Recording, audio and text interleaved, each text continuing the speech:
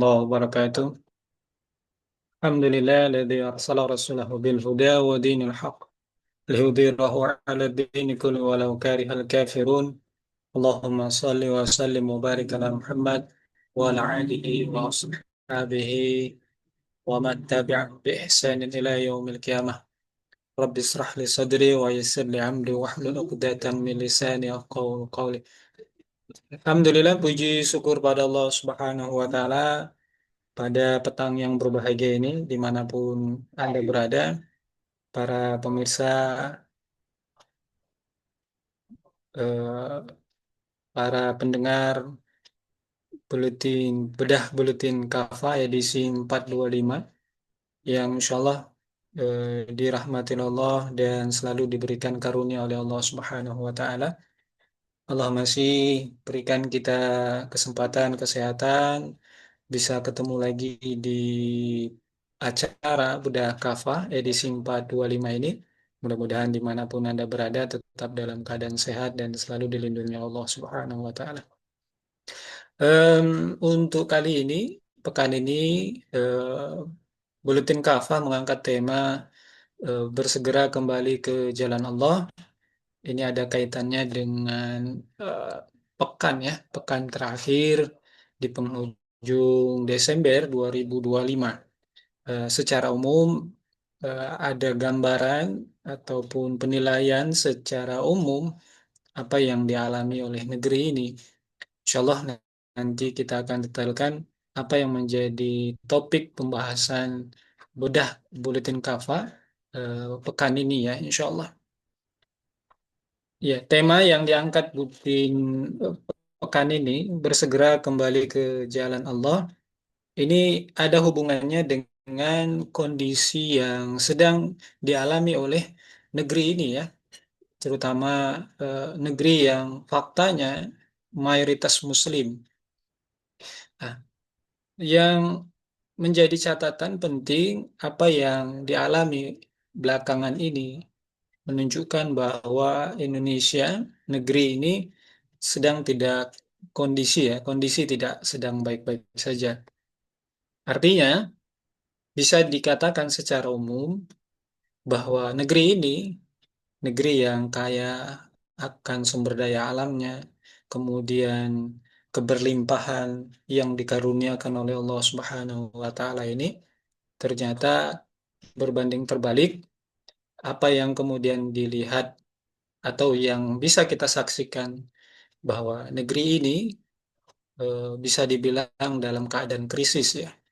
Ya, apakah ini menjadi satu statement yang tidak terkonfirmasi? Jelas, statement ini bukan sesuatu yang eh, statement kosong ya.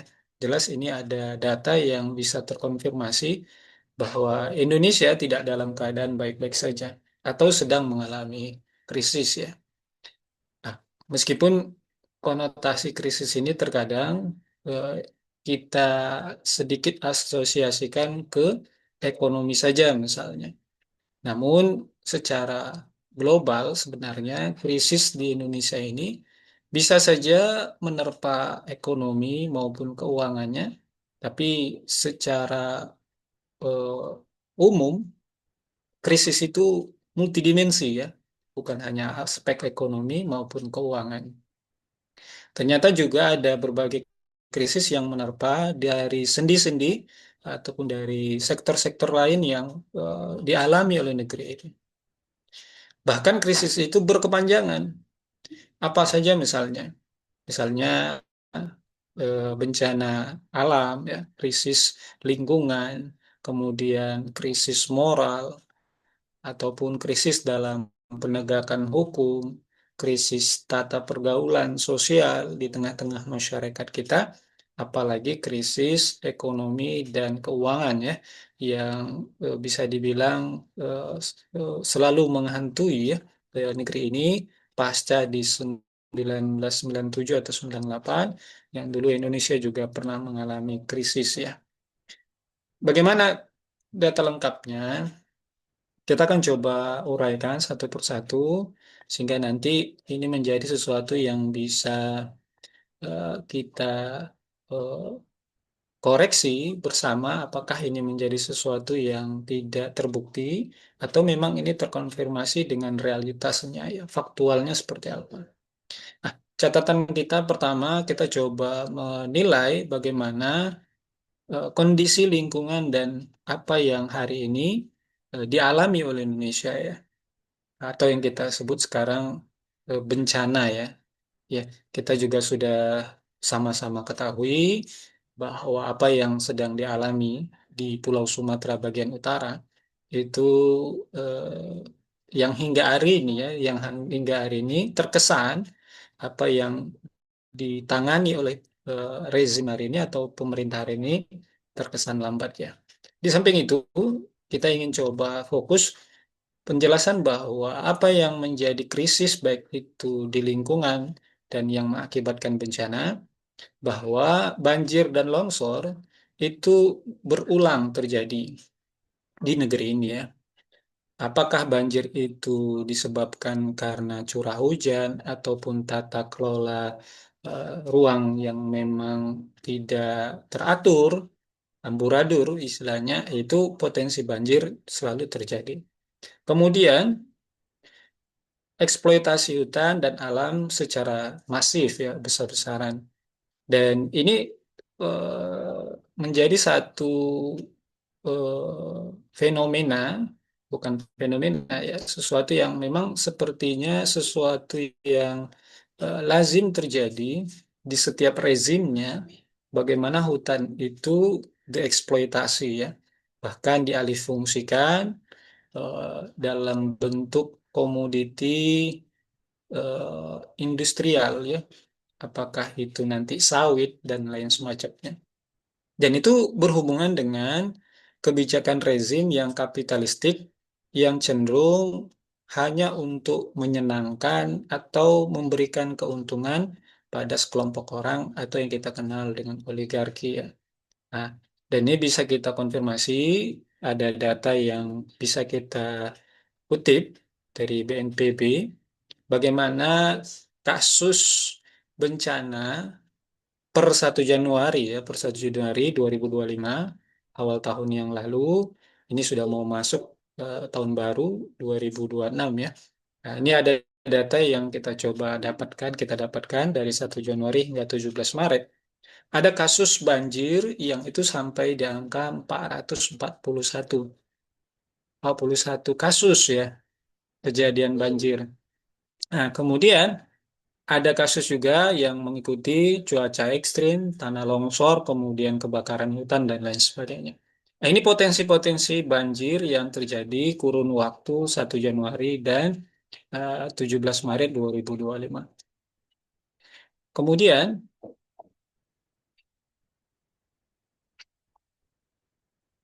ini slide-nya jalan ya. Jalan-jalan Tat. Alhamdulillah. Oke. Kemudian, eh, kita ingin mengutip juga apa yang dinyatakan Walhi ya. Walhi memberikan catatan bahwa di 2005 ada krisis lingkungan ya. Walhi mencatat ada empat catatan ya terkait dengan apa yang menjadi krisis lingkungan di 2025.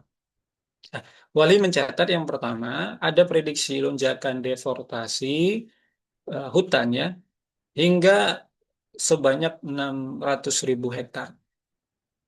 Yang kedua, Walhi juga mencatat bahwa ada eksploitasi pulau-pulau kecil untuk pertambangan.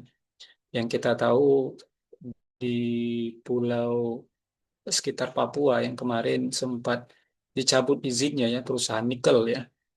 Yang ketiga, lemahnya penegakan hukum lingkungan ya. Jadi meskipun satu daerah atau satu lokasi yang itu diketahui sebagai hutan lindung kah atau sebagai tempat yang memang mengancam potensi kelestarian fauna dan lingkungan, eh, ini malah kita dapatkan eh, penegakan hukum itu tidak tidak berjalan ya, bahkan diberikan legalitasnya, izin agar dieksploitasi. Ini catatan yang dibuat oleh wali. Yang keempat, wali juga mencatat bahwa terjadinya kriminalisasi terhadap pejuang lingkungan. Jadi orang-orang yang masuk dalam eh, peduli ya orang-orang yang dalam barisan peduli apakah itu individu ataukah pengamat lingkungan ataukah orang-orang yang berada di tempat tinggal yang tempat tinggalnya itu berpotensi digusur atau diusir karena ada penambangan atau ada pembukaan lahan itu terjadi kriminalisasi ya karena tempat mereka itu mencari nafkah mereka tempat tinggal mereka itu terjadi kriminalisasi. Nah, ini ada beberapa catatan krisis lingkungan yang dibuat dikutip oleh Walhi eh, apa yang menjadi potensi ya. Bahkan bukan potensi, ini sesuatu yang sudah terjadi ya. Kemudian kita coba kutipkan ada data yang dirilis oleh BNPB meskipun ini datanya 2024 ya, tapi tidak terlalu lama menurut kami, kurang lebih setahun yang lalu ya berarti. Ini ada beberapa bencana Indonesia ya, eh, dari Pulau Sumatera ke Jawa, Kalimantan hingga Pulau Papua ya, Sulawesi. Nah, jadi beberapa bencana-bencana ini ya hampir merata ya. Atau kalaupun ada eh, bisa disebutkan bahwa Indonesia ini ada negeri 1001 malam. Nah, ini Indonesia ini 1001 bencana mungkin bisa dibilang begitu ya. Hampir dari Pulau Sumateranya, Jawa, Kalimantan, Sulawesi hingga Papua. Meskipun intensitasnya, potensinya ada yang cukup tinggi, ada yang rendah ya. Tapi ini merata dari Pulau Sumatera, Jawa dan Kalimantan dan seterusnya. Nah, jadi ada potensi-potensi bencana ataupun hal-hal yang sudah terjadi ya, bencana terjadi. Nah, jadi ada catatan di BNPB, rumah rusak akibat bencana ya, rumah sedang, rusak sedang, rusak ringan, dan semacamnya. Ada juga rumah ibadah yang rusak. Dan kemudian juga catatan BNPB itu terjadinya bencana, baik itu berupa gempa bumi, erupsi gunung berapi, adakah itu banjir, kemudian kebakaran hutan, cuaca ekstrim, tanah longsor, kekeringan, dan lain semacamnya. Jadi catatan BNPB total bencana di tahun 2025 kita tunggu update-nya ya nanti dari BNPB untuk tahun 2005 ya ada 3.472 kasus ya. Jadi cukup banyak ya bencana yang terjadi di negeri ini. Nah, ini peta sebaran yang kami coba lengkapi bahwa peta sebaran hampir sama tadi yang kami sampaikan sebelumnya. Ini peta sebaran dari sama dari BNPB apa yang menjadi potensi ya bahwa yang merah itu potensi bencana alam ataupun bencana yang intensitas peluangnya cukup tinggi, sedangkan yang kuning itu potensi wilayah yang terkena bencana sedang dan yang hijau itu potensinya cukup rendah ya. Tapi ini menjadi perhatian mestinya bahwa rezim harus memberikan perhatian khusus untuk wilayah-wilayah yang merah kah maupun yang kuning ya. Karena memang ini eh, berulang ya istilahnya potensi dia berulang bencana-bencana itu bisa saja di daerah-daerah ini. Nah, yang menjadi catatan kita apa korelasi dari kasus bencana ini ataupun nanti ada hal-hal yang bisa kita tambahkan bahwa eh, ada fenomena atau faktual ya bisa dibilang negeri ini sedang menjalankan yang namanya sekularisme ya. Sehingga sekularisme inilah yang menjadi pangkal dari kerusakan yang dialami oleh negeri ini. Tinggal pertanyaannya sekularisme itu apa sih? Sekularisme itu sederhananya adalah menyingkirkan hukum Allah. Atau kalau dalam bahasa lainnya, fasluddin anil haya, memisahkan agama dari kehidupan. Artinya hukum Allah itu disingkirkan. Nah, hukum Allah disingkirkan, maka ada hukum lain yang dipakai selain hukum Allah. Jadi Allah itu diduakan dalam perkara hukum. Istilahnya ini eh, eh, mensekutukan Allah bukan hanya dalam bentuk ibadat ya. Ada yang kita kenal dengan syirik, syirik dalam peribadatan, ya kita tidak hanya menyembah Allah tapi juga menyembah sekutu Allah. Tapi ini juga ada perkara yang mensyirikan, mensekutukan Allah dalam hukum, yaitu kita meninggalkan hukum Allah, menggantikannya dengan hukum hukum manusia. Sayangnya hukum manusia itu malah datangnya atau warisan dari para penjajah, ya. Para penjajahnya sudah pergi, tidak lagi di negeri ini, tetapi warisannya masih dipakai. Apa itu hukum-hukum penjajah tadi? Hukum Allah disingkirkan, hukum-hukum penjajahnya malah dipakai hingga saat ini. Kemudian ada catatan juga bahwa relasi hubungan manusia dengan alam tidak seimbang. Ya, manusia-manusia yang rakus itu mengeksploitasi alam sesuka hati mereka tanpa melihat keseimbangan alam, sehingga terjadi penggundulan, pengalihfungsian hutan dan lain semacamnya. Sehingga wajar saja ya hutan-hutan tadi yang dibabat atau hutan tadi yang digundulkan tidak lagi mampu menampung air yang kita tahu secara fenomena alam, ya, di mana hujan terjadi karena penguapan, ya, air yang ditampung oleh awan, kemudian turunnya hujan tidak mampu ditahan, maka ketika hutan tidak ada lagi pohon-pohon yang sebagai penyeimbang atau penyerap air, maka otomatis akan terjadi deforestasi ya, atau terjadi pengikisan dan terjadi longsor. Sehingga wajar saja bencana itu terjadi bukan karena semata hujan itu turun, dan juga kita tahu yang turun itu kan air ya, bukan kayu.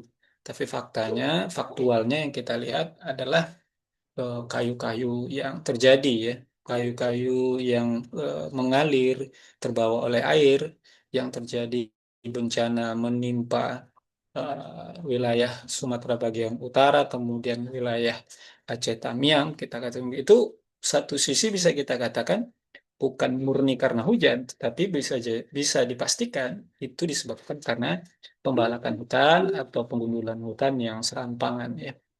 Sehingga wajar saja bisa kita katakan bahwa ini bencana disebabkan karena ada faktor pengaruh atau karena memang ulah tangan manusia. Sehingga wajar Allah mengingatkan kepada kita dalam ini sudah fenomena ya, sudah kita cukup kenal ayat ini dan kita juga sudah sering diingatkan. A'udzu billahi minasyaitonir rajim. Bismillahirrahmanirrahim. Dhaharul fasadu fil barri wal bahri bima kasabat aydin nas liyudhiqahum ba'dalladzi 'amilu la'allahum yarji'un. Dalam surat dalam surah Al-Rum ayat 41 ini Allah mengatakan bahwa telah nyata kerusakan di darat dan di laut disebabkan ulah tangan-tangan manusia. Ya, dengan itu Allah menghendaki agar manusia merasakan sebagian dari akibat perbuatan mereka supaya mereka kembali ke jalannya. Nah, jadi bisa kita katakan bahwa apa yang terjadi atau bencana yang sedang dialami Sumatera bagian utara ini ataupun Sumatera Barat ada korelasi langsung disebabkan karena tangan-tangan manusia yang tangan-tangan manusia yang jahil ya, tangan-tangan manusia yang serakah untuk mengambil keuntungan. Ya,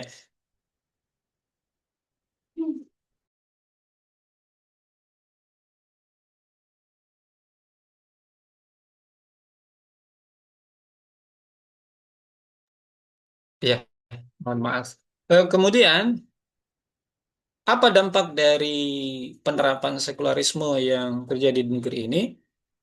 Yaitu terjadinya kezoliman struktural ya. Apa sih yang disebut dengan kezaliman struktural itu? Kezaliman yang terjadi bukan oknum-oknum tertentu ya, tetapi ini sudah masif dari berbagai level, dari berbagai pemangku kebijakan, ya. Jadi kekuasaan tidak lagi dipandang sebagai amanat, bahwa para penguasa punya otoritas memberikan tanda tangan atas izin atau tidak memberikan izin, itu kan sudah kita ketahui ya. Contoh kasus terkait dengan lingkungan hidup misalnya, atau hutan, itu kan sudah ada pejabat khusus yang memang memberikan izin atau tidak memberikan izin. Tetapi dapat kita informasi bahwa eh, hutan-hutan lindung pun menjadi eh, sesuatu yang tidak lagi dilindungi tetapi menjadi tempat eksploitasi. Ya. Dan kita tahu mengeksploitasi itu tidak akan mungkin dilakukan oleh masyarakat awam. Karena apa? Karena kita paham bahwa untuk eksploitasi itu butuh sumber daya potensi yang modal besar, ya, alat berat kita bilang linsu dan lain semacamnya. Kemudian siapa yang akan menampung kayu itu? Ini kita fokusnya mungkin bicara tentang eh, kayu-kayu hutan itu dikemanakan. Ini jelas bukan masyarakat awam ya. Kalaupun nanti ada pelibatan masyarakat awam, mereka itu hanya dijadikan sebagai pekerja yang memang di, di, digunakan untuk eksploitasi ya. Tetapi jelas di balik itu adalah para pemilik modal. Kemudian dari aktivitas kebijakan yang zolim ini, termasuk dari pembalakan hutan, pemberian izin tambang di tengah-tengah hutan, jelas dari bencana ini korbannya yang paling banyak siapa? Sudah pasti adalah rakyat. Sudah pasti adalah masyarakat yang ada hidup atau tinggal di sekitar alirannya ataupun sekitar hutan tersebut. Ketika terjadi longsor, maka jelas air itu akan mengalir ke bawah. Dan jelas warga-warga yang ada di bawah atau di mana air itu mengalir, dia akan menerpa siapa aja benda, tempat tinggal, ataupun yang menghalangi air mengalir, dia akan menghantam. Dan kita tahu yang turun di eh, longsor itu adalah kayu-kayu yang kita bilang kayu-kayu cukup besar, bahkan sangat besar ya.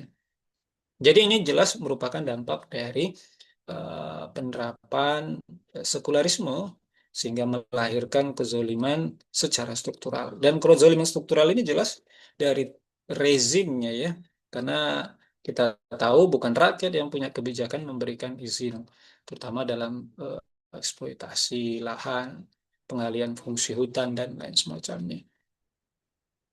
Kemudian kita beralih kepada kasus yang berbeda, tapi masih menerpa negeri ini ya. Belum lagi selesai eh, krisis lingkungan dan bencana-bencana yang terus menerpa negeri ini, ya.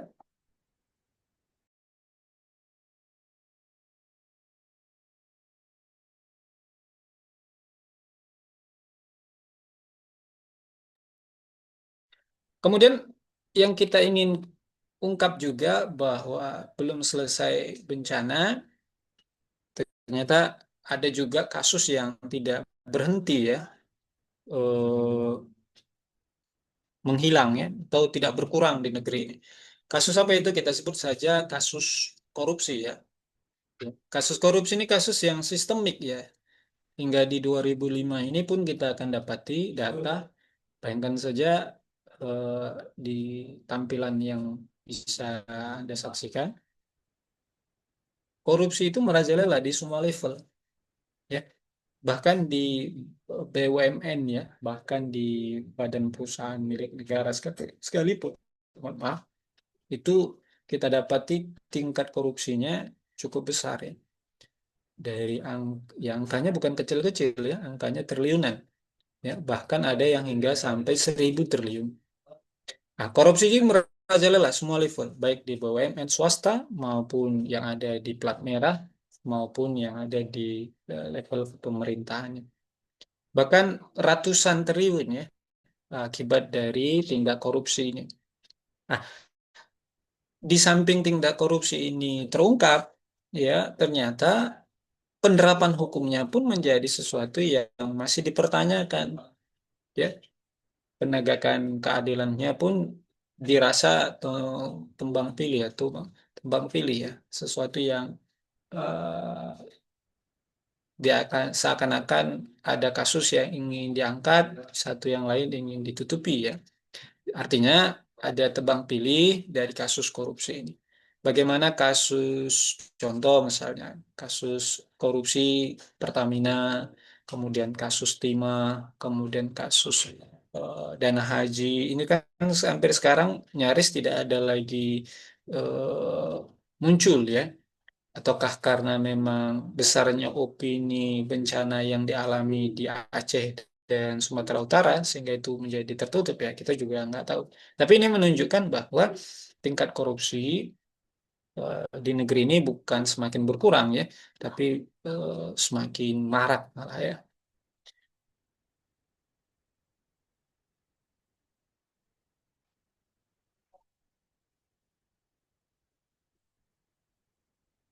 Kemudian ini kami sampaikan juga, ini secara eh, sebaran ya, sebaran tindak korupsi berdasarkan provinsi ya.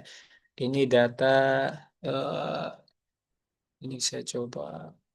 Ini data dari paling ujung Sumatera, dari Aceh, Sumatera Utara, kemudian Riau, mohon maaf,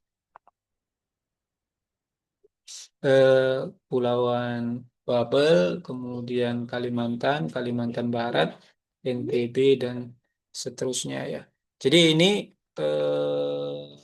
cukup masif ya. Bahkan bisa dibilang korupsi menjadi eh, kasus yang hingga hari ini masih terus terjadi. Beralih dari situ, juga terjadi apa yang kita dapatkan ya, atau apa yang kita temukan bahwa bukan hanya krisis lingkungan, bahkan bencana yang terus terjadi, bahkan terjadi juga kerusakan menerpa generasi muda ya. Bahkan kita tidak apa ya, tidak tabu kan sekarang ya, judi ya, apalagi maraknya sekarang judol ya istilah kita, judi online meningkat secara drastis ya.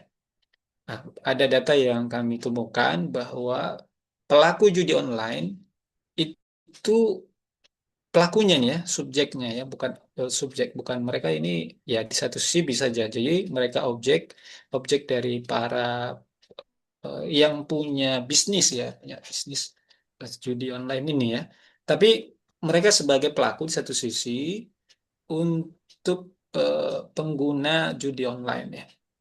Ada sekitar 80.000 orang. Ya, berdasarkan data, ya ini berdasarkan data ya.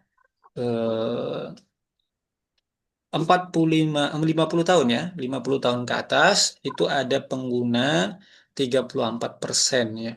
Itu sekitar di angka 1.350.000 orang. Wah, ini cukup besar ya. 1.350.000 ya. Ini kalau 1 juta dikumpulkan ini mungkin ukurannya acara yang kemarin umat Islam ya, 1 jutaan. Nah, segitu banyaknya penggunaannya. Tapi ini tersebar di Indonesia ya. Kemudian pengguna sekitar di usia 30 sampai 50 tahun itu ada 40%. Angkanya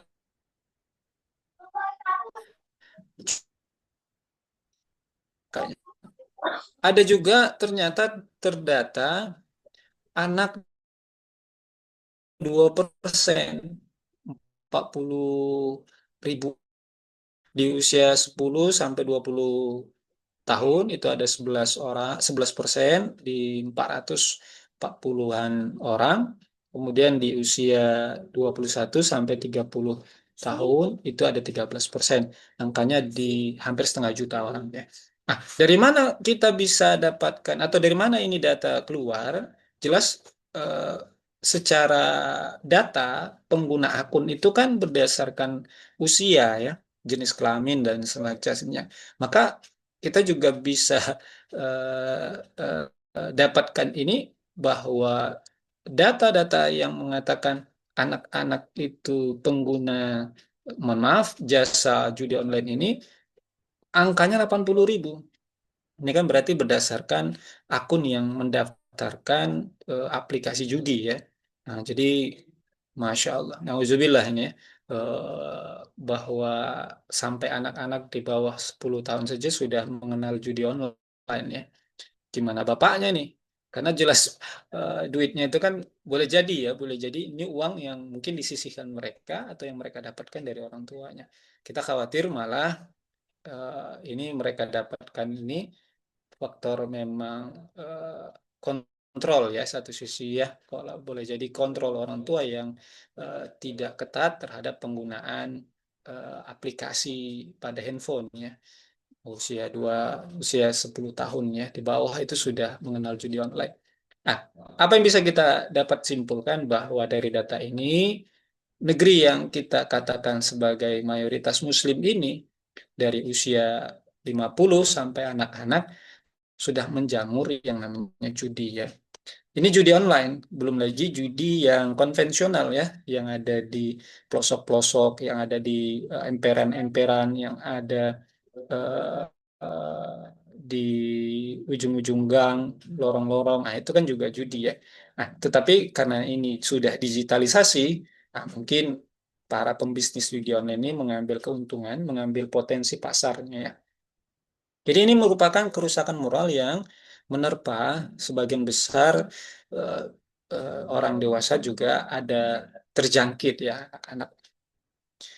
Sebelum ke situ, eh, sebelum kemudian kita beralih lega para pemirsa bedah kafah, buletin kafah yang di SIM 425.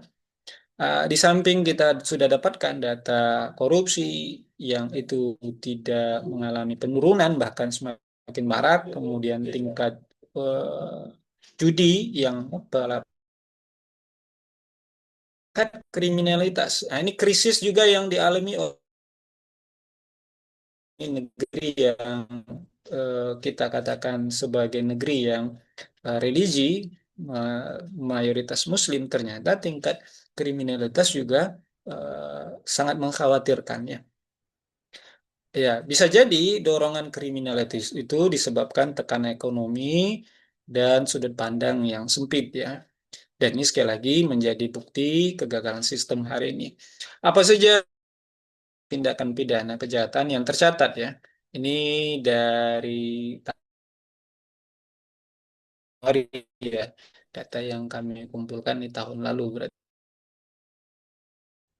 Em, ada curanmor ya, pencurian, kemudian penganiayaan, narkotika, penipuan, kemudian penggelapan, dan juga bentuk kriminalitas lainnya.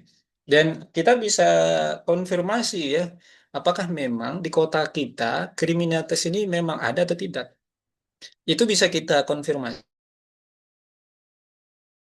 Tervalidasi enggak? Nah, faktualnya bukan sesuatu yang bukan sesuatu yang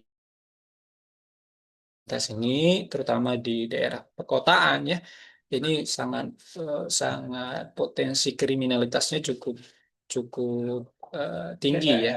Apakah itu kalau yang marak sekarang pencurian motor ya dengan begal dan lain semacamnya. Nah, jadi negeri ini cukup banyak krisisnya, dari krisis lingkungan, kemudian potensi bencana yang tidak berhenti, krisis hukum dalam penegakan korupsi, kemudian krisis ekonomi juga ya, dan krisis dalam tindak kriminalitas. Jadi, apa yang bisa kita baca dari berbagai macam kondisi atau yang dialami oleh negeri ini, di samping tadi kami sampaikan bahwa ini disebabkan oleh sekularisme yang diterapkan, ini juga bisa dikatakan sebagai sistem politik yang diterapkan di negeri ini atau demokrasi telah terbukti gagal ya. Padahal setiap 5 tahun sekali ada pergantian rezim kepemimpinan yang dari tahun ke tahun terjadi ya. Bahkan anggaran yang digunakan untuk memilih pemimpin, baik dari pusat hingga daerah, katakan saja begitu, itu bukan menelan biaya yang sedikit ya, bahkan sangat besar ya. Terakhir itu kalau tidak salah kami sekitar 2 sampai 300 triliun ya. Itu angkanya bukan angka kecil ya. Nah, jadi pergantian pemimpin itu tidak menghadirkan solusi untuk menyelesaikan krisis-krisis yang eh, terjadi ya. Kemudian kegagalan demokrasi sekuler ini tidak hanya eh, terjadinya pemimpin yang terpilih tapi tidak mampu menyelesaikan persoalan ini, ternyata juga dengan demokrasi ini, bahkan penerapan sekulerisme itu menjadikan kedaulatan hukum itu tidak lagi kepada sang pencipta, ya. Asyadahnya itu tidak lagi terletak kepada asyari, ya. Tidak lagi kepada yang menciptakan alam dan semesta. Tapi menjadikan kedaulatan itu ada pada manusia. Padahal manusia mengatur manusia istilahnya, ya. Manusia mengatur manusia yang sesama ciptaan. Jelas ini uh, menghilangkan akal sehat ya. Sesama makhluk mengatur makhluk ya. Jadi demokrasi memberi jalan itu. Asyadati syar'i itu dibuang, dijadikan menjadi asyadali sya'bi. Jadi manusialah sebagai pembuat hukum tertinggi menggantikan posisi yang menciptakan alam semesta dan manusia ini. Nah, ini bukti sebenarnya. Dan benar salah itu menjadi relatif. Ya, di demokrasi ini ya menjadi benar dan salah itu sesuatu yang relatif. Ada istilah relativitas ya. Benar salah itu jadi relatif dengan demokrasi ya. Contoh misalnya bahwa penggulungan hutan itu tidak dikatakan sebagai sesuatu yang merusak ekosistem ketika penggundulan hutan itu memberikan potensi ekonomi yang baik di satu daerah. Itu bisa dibilang tidak salah, ya. Jadi relatif dia. Tetapi ketika eh, terjadi pembalakan hutan, kemudian bencana sebesar ini, maka ini menjadi sesuatu yang sulit untuk dinilai bagi mereka selama kebijakan itu menguntungkan, ada nilai ekonominya, maka itu dianggap benar oleh mereka. Ya, bahkan ya nanti benar dan salah ini juga bisa relatif. Contoh lain misalnya terkait dengan kasus eh, kedaulatan manusia atau kedaulatan di tangan manusia itu bisa diterima, ya. Karena apa? Karena manusialah yang dinilai lebih tahu apa yang menjadi kebutuhan dan keinginan.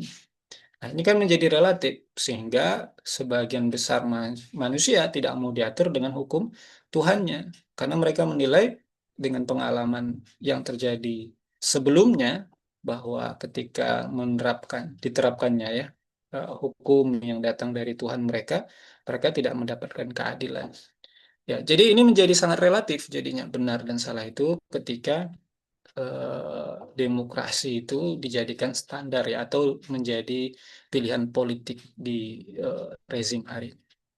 Lantas di penghujung ini kami ingin sampaikan kepada para pemirsa eh, bedah buletin Kafah 425. Lantas solusinya apa dari berbagai macam kondisi krisis yang dialami oleh negeri ini? Maka sesuailah dengan apa yang menjadi judul dari tema kita atau bedah buletin kafah ini atau buletin kafah pekan ini, bersegeralah kembali ke jalan Allah. Jadi solusi kita untuk menjadi negeri yang baldatun thayyibatun wal ghafur ghafur itu adalah eh, tidak lagi lupa terhadap satu ayat ya. Ada surah yang diingatkan oleh Allah di dalam surah Toha ya. Bismillahirrahmanirrahim. Wa man a'rada an dzikri fa inna lahu ma'isyatan dhanka wa nahsuruhu yaumal qiyamati a'ma. Jadi siapa saja yang berpaling dari peringatan, maka sungguh bagi dia kehidupan yang sempit. Dan kami akan menghimpun dirinya pada hari kiamat dalam keadaan buta. Jadi, apa yang terjadi di negeri ini sebenarnya bisa dikatakan bahwa karena kita telah meninggalkan syariat Allah. Telah meninggalkan Allah tidak hanya dalam konteks peribadatan, tapi juga sudah meninggalkan Allah dalam perkara berhukum kepada Allah.